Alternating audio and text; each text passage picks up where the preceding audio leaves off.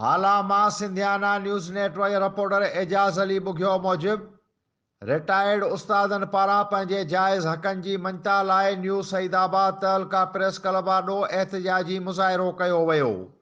Government retired employees association जे तरफ़ां पंहिंजे जाइज़ हक़नि जे मुतालबनि जी मञता लाइ टियों भेरो एहतिजाज रिकॉर्ड करायो वियो, जॾहिं त फज़ल हक़ मेमुण, रशीद मेमुण, सैयद कासिम शाह ऐं सिकंदर हिंगोरोज जी अॻुवाणीअ में सख़्त नारेबाज़ी कई वई।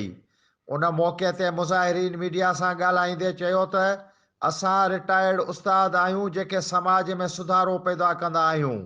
अॼु असां पंहिंजे जाइज़ हक़नि लाइ दरबदर रोडनि ते अची विया आहियूं। हिन महांगाई दौर में हर माण्हू परेशानी में मुब्तला आहे।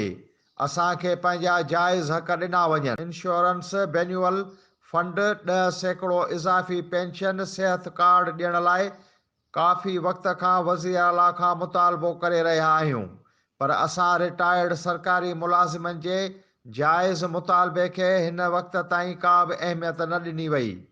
हिननि चयो त 1 महीने अंदरि असांजा मुतालबा मंज़ूर न थिया त ॿी सूरत में असां वज़ीर आला हाउस अॻियां धरणो हणंदासीं।